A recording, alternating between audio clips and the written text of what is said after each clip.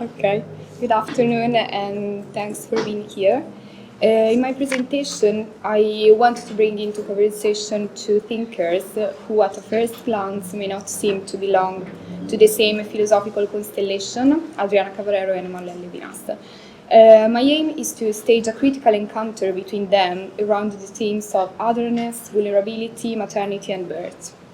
I argue that Cavarero's notion of maternal inclination and her interpretation of relationality and vulnerability as grounded in the maternal gene can serve as a critical lens through which to read and to possibly reorient Levinas' ethics and philosophy.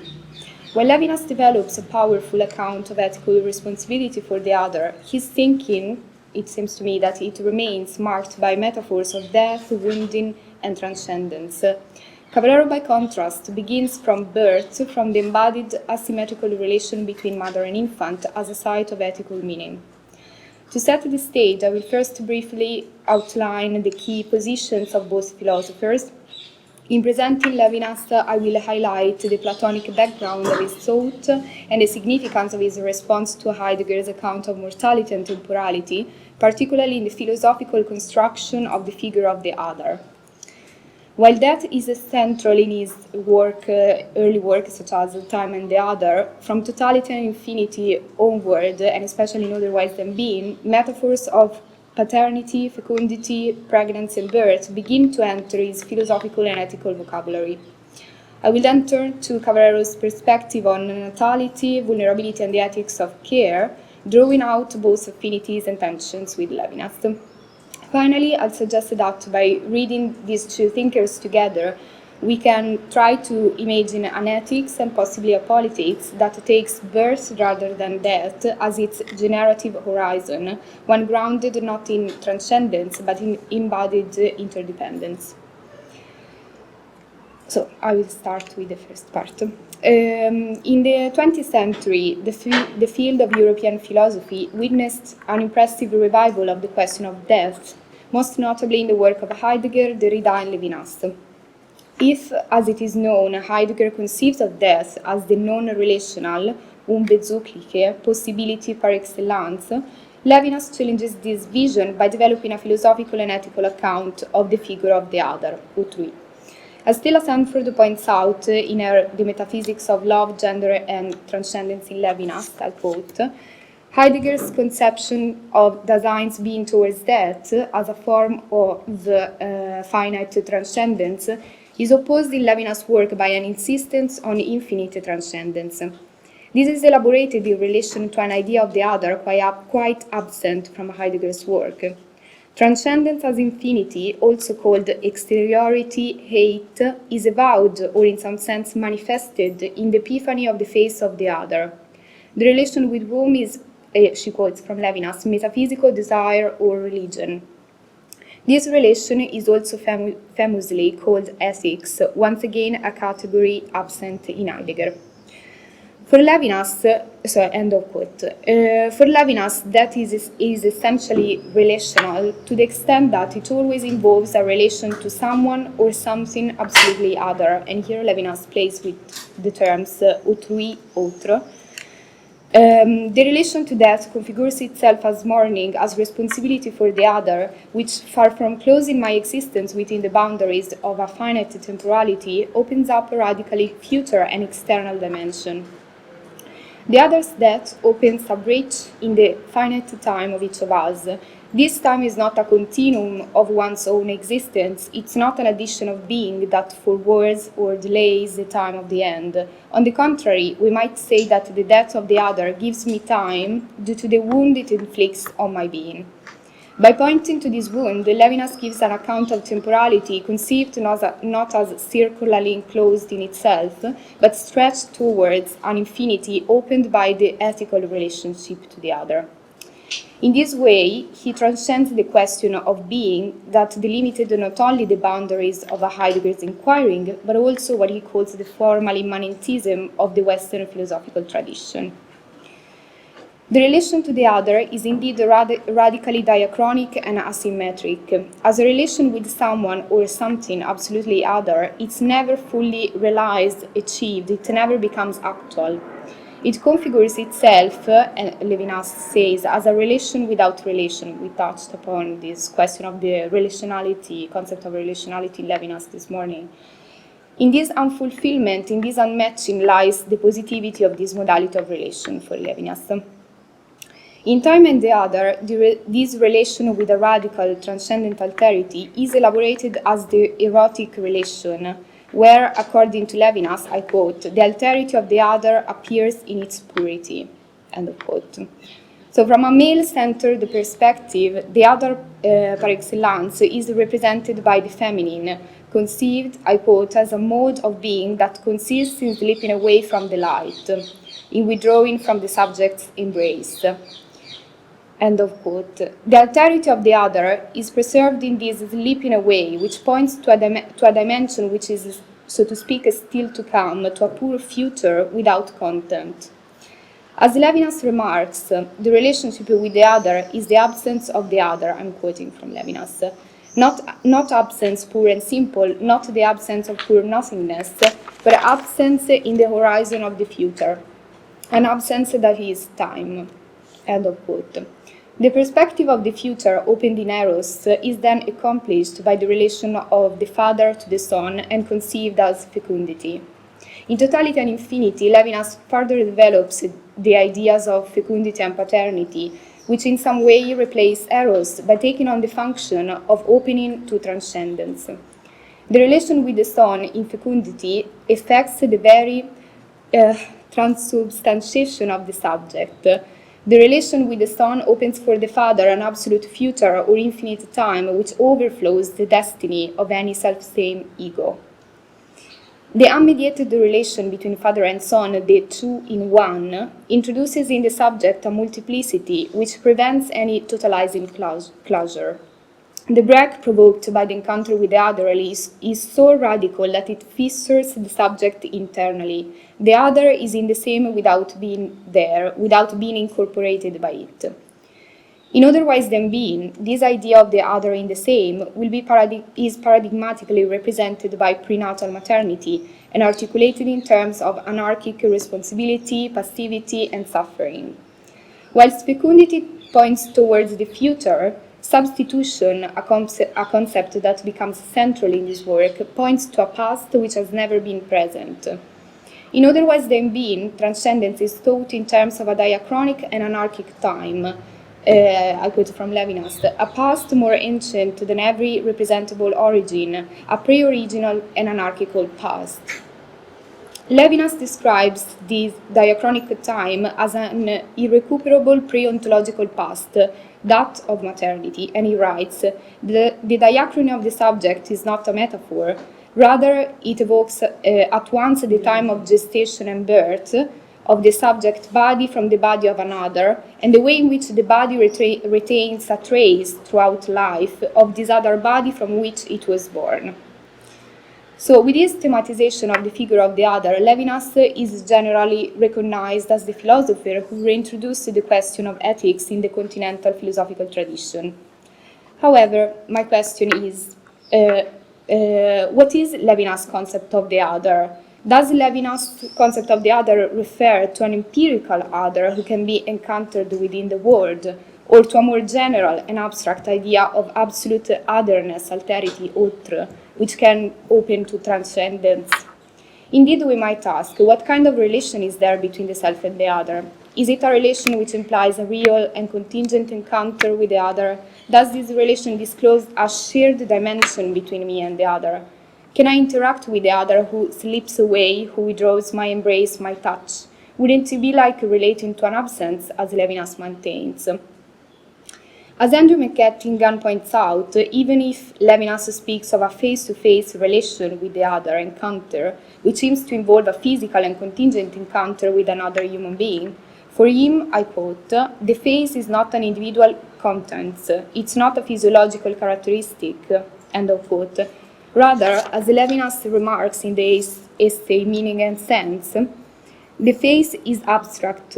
The abstractness of the face is a visitation and a coming which disturbs immanence without settling into the horizon of the world. So, pushing this insight further, we might say that the other seems to be bypassed, seems to disappear in the tension to transcendence, up to the point that actually the non-relation seems to primarily be not between me and the other, autrui, but between me and the radical absolute alterity, autre, of the other, which for Levinas is disclosed and preserved, especially in his early text, by the focus on death, on the possibility of their death.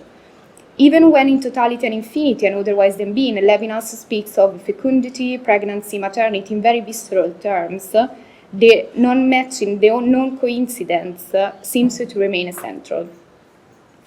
In this sense, it's important to keep in mind that Levinas always often speaks of the relation to the other as a metaphysical relation and frames ethics as a way to metaphysics, intended as the possibility to overcome the above-mentioned immanentism of the Western philosophical tradition. In this connection between ethics and metaphysics, it's possible to detect the Platonic background which informs Levinas' reflections on transcendence, and specifically the idea of the good beyond being we find in Plato's Republic. If thus, on the one hand, Levinas' merit is that of grasping the asymmetric relation between the self and the other, which points to the intrinsic vulnerability of human beings, on the other hand, he articulates it in terms of heighteness, of absence. In this way, the Levinasian other seems to only have the philosophical function of relating the subject to a radical alterity. The other in himself, so where does the uniqueness of the other goes in Levinas' framework? The other in himself or in themselves, without this pointing to transcendence escape, would be a mere empirical other encountered within the limits of the world, incapable to break the immanence of the present. In the Code of Her Inclinations, Adriana Cavarero directly engages with Levinas' position. She underscores not only the persistent centrality of death and transcendence in his work, but also draws attention to the problematic geometry that shapes his ethics, still structured around the idea of uprightness. As she writes, I quote, "In Levinas, the term rectitude does not have a generic sense. It appears mainly in reference to the face-to-face encounter with the other, that is to say, an ethical context in which the extreme rectitude of the face of the neighbor, as well as the uprightness of an exposure to death, interpellates me personally and calls me to respond." Against this vertical orientation, Cavarero proposes a radically different starting point. She challenges the primacy of the upright, sovereign subject of Western metaphysics, which is not the subject of Levinas, by introducing a subjectivity that is inclined from the beginning toward others. This inclination is rooted in the concrete embodied scene of birth. The paradigmatic figure here is that of the mother leaning over the child. For Cavarero, the relation to the other is indeed asymmetrical, but this asymmetry does not point to infinite transcendence or to a relation without relation. Instead, it gestures to the concreteness of the maternal relation, of the maternal scene. Birth, for Cavarero, reveals the intrinsic vulnerability of the human condition. From the beginning, the human appears in the world in a state of dependence and exposure marked by an equal relation to the mother. In her feminist rereading of Hannah Arendt's notion of natality, Cavarero shifts focus away from that as the defining category of philosophy, ethics, and politics. Instead, she centers the scene of birth as a way to rethink subjectivity as open, porous, and exposed to others. In relating narratives, Cavarero writes, I quote, "Besides being she from whom the existent comes, the mother is also the other to whom the existent first appears in their uniqueness." So it's important for Cavarero the uniqueness of the other. Every human being enters the world already embedded in a web of relations, one that originates in the mother-infant relation, this original duality, and extends into human plurality. As Cavarero writes in Inclinations, in spite of Arendt, relational ontology in its radical version, devoid of any residue of individualist ontology, does not call for symmetry, but rather for a continuous interweaving of multiple and singular dependencies. For Arendt, birth signifies the possibility of appearing in a shared horizontal space, defined by equality among actors. For Cavarero, the sheen of birth reveals the unbalanced nature of human exposure. As Judith Butler notes in her reading of Cavarero, Cavarero's traces an oblique plane of ethics. This asymmetry is captured in the image Cavarero reflects on in Inclinations, namely the Leonardo da Vinci's painting, The Virgin and Child with Saint Anne, and this is the artwork. In this scene, Mary is inclined, leaned over Jesus, who looks up at her. So there is a reciprocity of gazes, but not of positions. A reciprocity, they co-constitute each other, in a way. As Cavarero writes, to lean over the infant is to lean over another who is absolutely exposed to being wounded, but who cannot wound in return. This relation is structurally asymmetrical. The infant, in its inaugural fragility, is entirely dependent not only on care, but exposed to harm. As Cavarero writes, the ethical balance of inclination consists in the alternative between care and wound. So inclination is not in itself an ethical act, but it is a predisposition, a posture that opens the possibility of either care or violence. As she puts it, the alternative between care and wound, as well as between love and violence, is entirely described in inclination as a predisposition to respond. This vision of subjectivity as exposed and inclined resonates meaningfully with Levinas' claim that subjectivity is always already ethical prior to any conscious choice. Levinas uses the term substitution in Otherwise Than Being to describe this condition. The subject is already responsible, or more precisely, as Bernasconi suggests, the concept of substitution addresses the question of what the subject must be like for ethics to be possible at all. In her most recent work, Donne che allattano cuccioli di lupo, which has not been translated in English, Cavarero turns more specifically to the maternal body. She writes of pregnancy and birth as scenes of profound vulnerability, even uncanniness. The newborn enters the world through a maternal body that rips open to give birth to another body. As Cavarero remarks, I quote, "There is something uncanny, tremendo, in the act of giving birth and procreating." However, what I think ultimately distinguishes Cavarero's perspective from Levinas is this element of generative initiative she attributes to the maternal body, a power that does not merely respond to an ethical summons, but actively opens up the space of relation itself. Reinterpreting Arendt's concept of natality, Cavarero reframes the origin of subjectivity not as a rupture caused by the other's death, but as a generative rupture, a bodily event that makes appearance in the world possible. In this sense, Cavarero reclaims for ethics a sheen that Levinas gestures toward, but ultimately subsumes within the language of substitution and transcendence.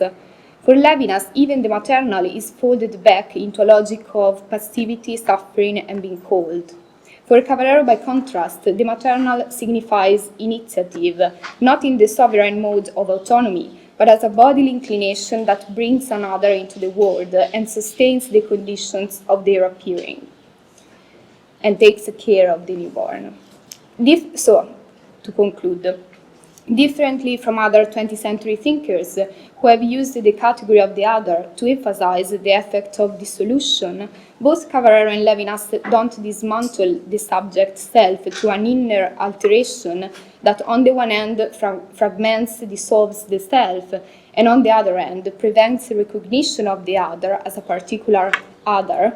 Rather, they both give a positive account of the figure of the other, although for me it's debatable where does the uniqueness of the other go in Levinas' account. This is my question.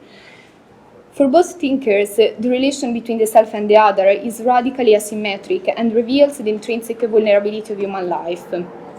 If, as we have seen for Levinas, this asymmetric relationship is informed by the categories of uprightness, death, and transcendence, Cavarero points to the unbalanced sheen of birth.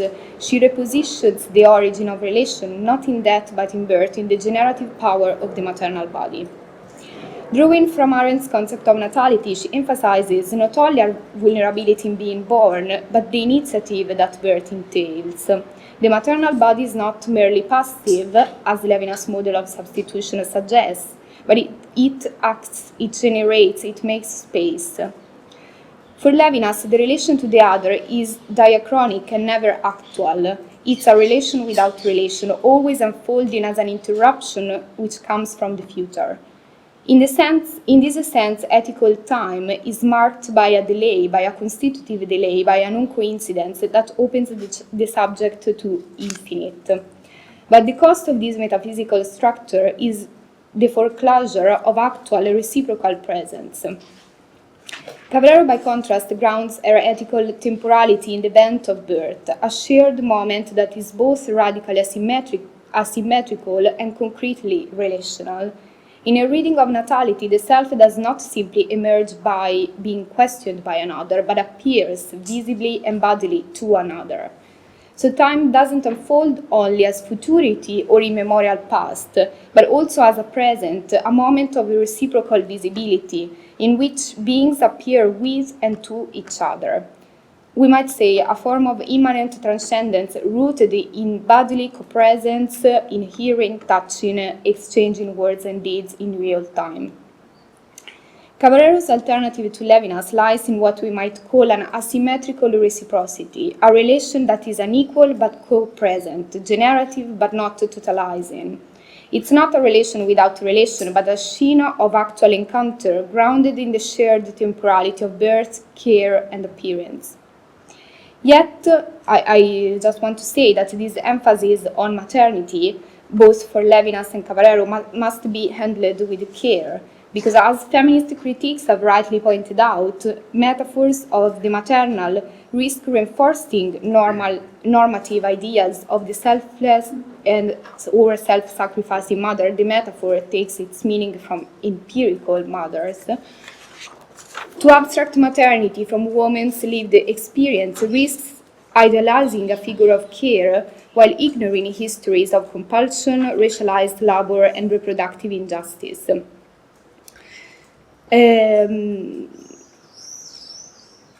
So Levinas gives us a language for responsibility as an originary disturbance of the ego. But Cavarero reminds us that responsibility is also begun in the physical generative act of birth. Her ethics is not about deferring to the unknowable other, but about responding to the visible, present other who appears before us in all their fragility.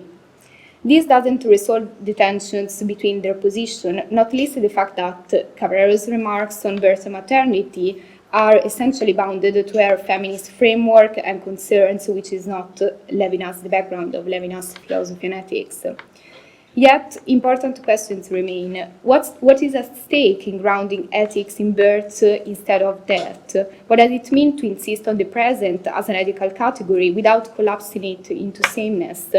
And how can we speak of maternity as a metaphor, as a lived experience also, without reinscribing gendered burdens?